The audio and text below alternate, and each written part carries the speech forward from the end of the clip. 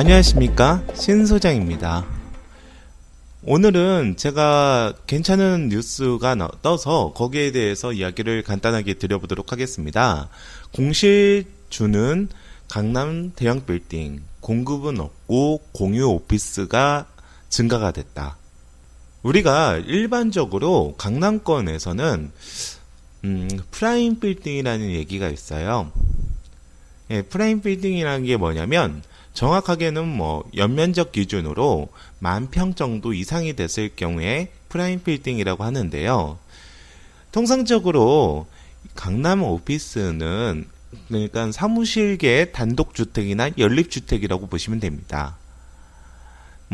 아파트 공장은 말 그대로 지식산업센터라고 하죠. 그것은 일반적으로 사무실계의 아파트라고 보시면 되고요. 단독주택 기준으로 한 15,000평, 연면적이 15,000평이다라고 하면 약 300세대 정도가 많으면요. 300세대 정도가 진행할 수 있는 일반 지식산업센터와 맞먹는 수준이죠. 그렇기 때문에 10,000평 이상에서 15,000평 정도의 한 업체나 두 개의 업체가 들어간다면 상당히 큰 규모의 업체가 들어간다는 겁니다. 중견기업 이상이 들어가는 거죠. 우선은 뉴스의 꼭지는 이게 있습니다. 강남권역 GBD라고 하네요. CBD는 도심권역이라고 하고요.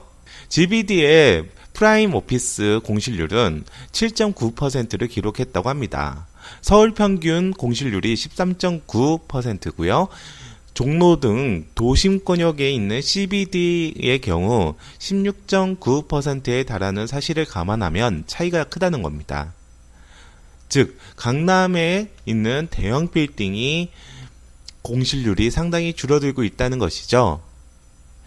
여기서 잘 어딩을 살펴봐야 될 게 뭐냐면 강남권의 프라임 빌딩, 즉 연면적이 10,000평 이상의 우리가 많이 알고 있는, 예를 들면 아셈타워나 아니면은 아셈타워가 강남에 있나요? 근데 아니면은 GFC, 강남 파이낸스 센터, 예전에 거기가 스타타워였죠. 론스타가 샀던 그런 데가 프라임급 오피스라고 보시면 무방하겠죠.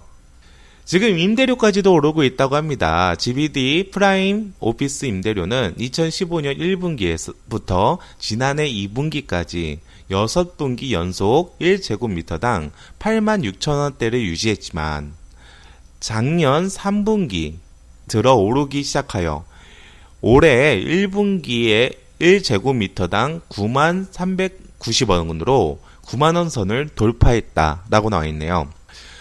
이게 어마어마한 겁니다. 예를 들어 보면 여기는 그 프라임 빌딩 같은 경우에선 전용률이 그렇게 좋지가 않습니다. 전용률이 상당히 나빠요. 예를 들면은 전용률을 50% 정도로 잡을게요. 아니 52% 정도 잡을게요. 인신 썼다. 근데 1제곱미터라고 나와 있죠. 1제곱미터에 지금 현재 93,390원이라고 하면 이게 평수로 환산이 돼야겠죠. 한 평당 얼마가 되는지. 그럼 1제곱미터에 3.3제곱미터니까 3025인데 3.3으로 그냥 해보겠습니다. 3.3 곱하기 93,390원 하면 한 평당 298,287원이 되겠죠. 근데 여기서 하나의 관건이 있습니다. 제가 말하는 이 평당은 분양평당입니다. 전용 면적당이 아니라 분양평당입니다. 우리가 50%라고 한다면 치면 계산하기 편하게 52%는 아니고 50%를 잡는다고 치면 10평 정도라면 20평이죠. 그쵸? 그 전용 면적 10평이면 20평의 분양 면적을 갖는데 여기서 20을 치면 전용 면적 10평에 월 임대료는 596만 5,740원 정도 된다는 얘기죠. 전용 면적 10평에 596만 5,740원. 어마어마하네요. 10평에 500만원 정도라고, 596만원이라고 하면 훌륭합니다. 전용률이 좀 높나요? 옛날 건물들이 있어서 그러나? 아닌데 강남권은 그렇게 전용률 높은 게 아닌데. 지금 596만 5,740원인 어느 정도 수준이냐면요. 10평을 600만 원대 받는다고 치면 이거 무슨 뭐 강남 요지에 있는 1층 상가도 그렇게 못 받는 거 아닌가요? 10평이면 600만 원을 받을 수 있다면 총매가 우리가 5.5% 잡으면 한 13억, 14억일 텐데 10평에. 와, 상당합니다. 참고로 제가 일하는 곳은 분양평당 23,000원 정도 합니다. 그러니까 10배 차이 나네요. 딱 10배가 넘네요. 네, 프라임급하고 제가 있는 곳하고는 가격차가 많이 나네요. 네. 자, 여기서 제가 말씀드리고 싶은 것은 우리가 지금 현재 6분기 내내 공실률이 줄어들고 있다는 것은요, 바로 공급이 별로 없다는 게 가장 큰 관건이죠. 네, 예를 들어 보면 우리가 9조 9,999만 9,999원 아닌가요? 잠시만요.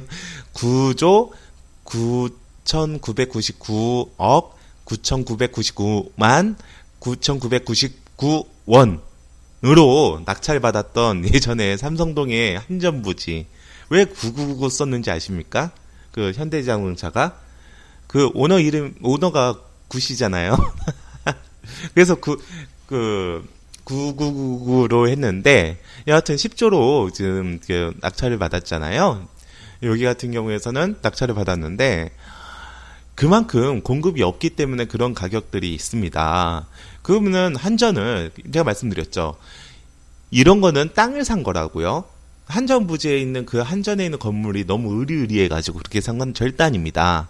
그 한전 부지는 당연히 한전 부지를 산 거죠, 말 그대로. 한전 건물은 뽀개고 그리고 그 주변하고 같이 조금은 강력적으로 개발 계획을 잡아놨습니다. 그래서 한전이 냈던 금액 그리고 그 강력적으로 잡으면서 나왔던 발전 기금 같은 것들을 강남구하고 서울시에서 서로 누가 쓰고 있냐, 내가 쓰겠다 하면서 싸고 있죠. 네. 그 강남구청장이 유명한 보수잖아요. 네. 유명한 영원한 2번. 요새 구설수에 좀 오르신 것 같은데 말실수 하셔가지고 여하튼 어디까지 얘기했죠? 네, 공급은 많이 적습니다. 말 그대로 많이 적고요. 여기 강남권 같은 경우에선 역삼동이나 신논현 쪽에 보면 일반 단독주택들이 있어요. 네, 그 단독주택들도 사무실로 바뀝니다. 제가 전에 방송에 늘상 말씀드리는 것은 구도심에 있는 일반 주택은 이제 나는 도심권에 있는 전원주택에 살겠음.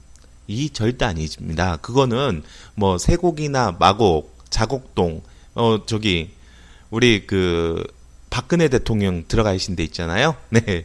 그런 데가 아니면은 뭐 한남동, 옛날 부촌 같은 경우, 성북동 같은데, 네, 그런 데는 일반 진짜 말 그대로 단독주택들이 거래가 되는 건 맞는데, 여기 같은 경우에서도 강남권의 요지라고 하지만 우리가 최유효 이용의 법칙이라고 하죠. 이 단독주택이 멸실이 되면 사무실로 개조가 되는 경우, 멸실을 시키지 않고 사무실로 개조가 되는 경우도 상당히 많습니다. 그것을 수익 모델로 하는 부동산들도 상당히 많고요. 그러면 그것도 어떻게 보면 지주 작업입니다.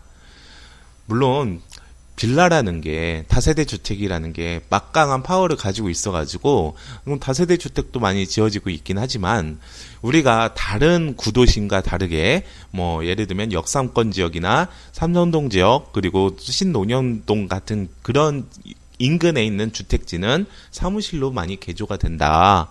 그러면은 인테리어 좀 아주 좋게 전문용어로 빡세게 해가지고 뭐 엔터테인먼트 사나 아니면은 뭐 디자인 회사들, 음악 뭐 레코드 회사 같은 그런 데들 많이 입주를 하고요.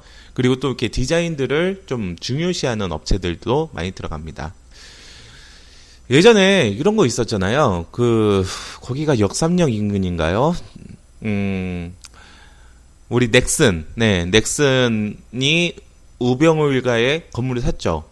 그래서 그게 특혜다 말이 많았습니다. 전번 방송에 말씀드렸지만, 네, 여기에서 말씀드리겠지만, 그때 그 회의록을 공개를 했어요. 넥슨이 이거를 살까 말까 하는 회의록을. 근데 거기서 이거를 살자라고 했던 데가 그 강남 아니면은 판교였거든요. 근데 넥슨의 그 유능한 그 진짜 유능한 그 프로그래머들이 판교에 가겠냐, 과연. 판교같이 멀리 가겠냐. 그런 사람들이 유치를 시켜야 되는데 판교를 가겠냐. 강남에 오겠지, 당연히. 하면서 그 강남에 그 우병우 일가의 그 물건을 사야 할 정당한 그 얘기를 서로 강록을박하는 그런 회의록이 있었죠. 네. 우선은 지금 현재 이 신문에서는 이렇게 좀 얘기를 하고 있네요. CBD는 도심입니다. GBD는 그냥 말 그대로 지어낸 겁니다. 강남권 그 중심지를 GBD라고 하고 G자가 강남이겠죠. 네, 그리고 그 도심의 C자는 센트럴인가요? 네. 네, 그 도심권은 차이가 있는 게 도심권은 도시환경 정비 사업 등 재개발이 한창 지내면서 대형 빌딩이 꾸준히 들어선 반면에 강남권에는 공급이 전혀 없었다라는 게 이유였죠. 네, 그렇기 때문에 공급은 항상 공실률을 증가를 시킵니다. 네, 그거는 만고 불변의 법칙입니다. 네, 그렇기 때문에 임대수익형 부동산으로 보시는 분들은 제가 항상 주장을 하지만 택지 내에 있는 임대수익 부동산, 예를 들면 오피스텔 같은 거, 그런 것들은 조심하셔야 됩니다. 예를 들어 보면 송도에 캠퍼스 단지 있지 않습니까? 거기에 있는 오피스텔, 그 주변에 있는 오피스텔은 초기 분양할 때는 임대 수익률이 10% 이상 나왔거든요. 근데 저는 절대 사지 말라고 했습니다. 왜 그러냐면 어차피 거기서 그 분양 신화를 만들면 업자들 진짜 득달같이 다 달려들어가지고 시행을 하겠더라. 그러면 당연히 임대료도 낮아지고 그리고 공급은 폭증이 된다. 택지는 그게 문제거든요.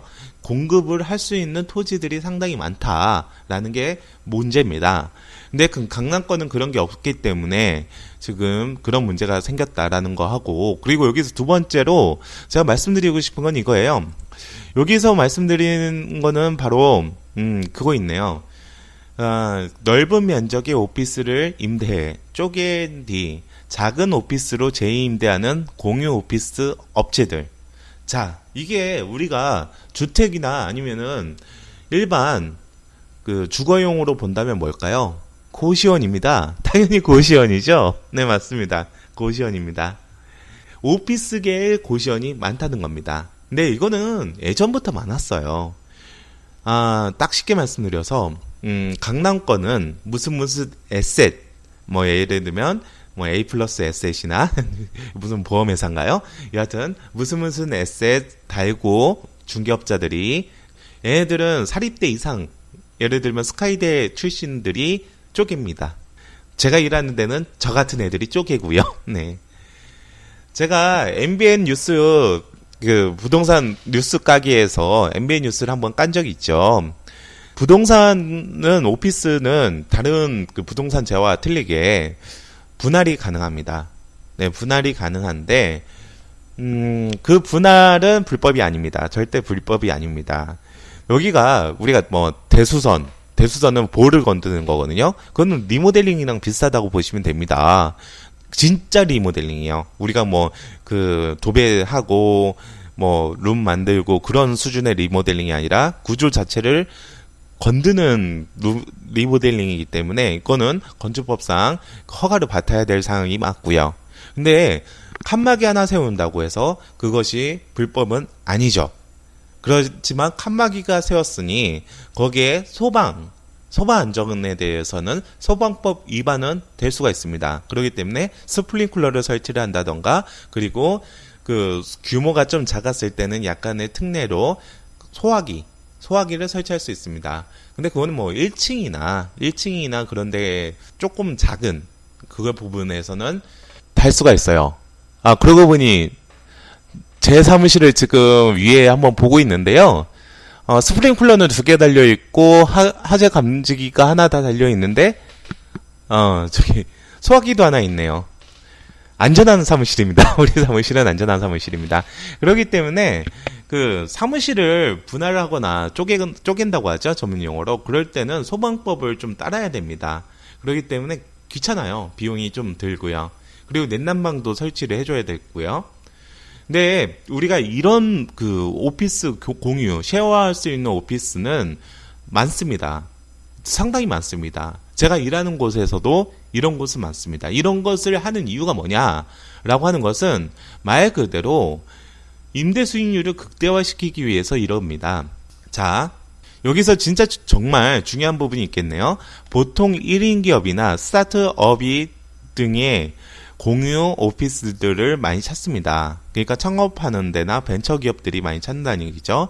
중소기업청에 따르면 지난 2014년 말 서울 강남구에 등록된 벤처기업은 1337곳이었지만 지난달엔 1553곳으로 3년이 되지 않아 216곳이 늘었다라고 했습니다.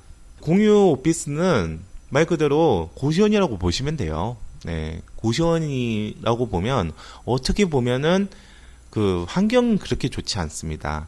정말 환경은 많이 좋지 않고 그리고 자기가 쓰는 그 단위당 단가가 아주 높습니다. 고시원도 마찬가지잖아요. 조그만 한 평 반에서 두 평 반 정도 쓰면서 보증금은 없는 대신에 월세가 상당히 높죠.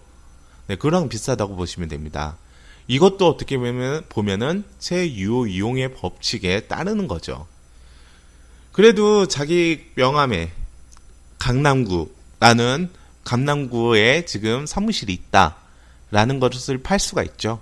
그렇기 때문에 여기는 그런 프리미엄이 있기 때문에 다른 지역보다도 더 이런 오피스가 상당히 많은 것 같아요.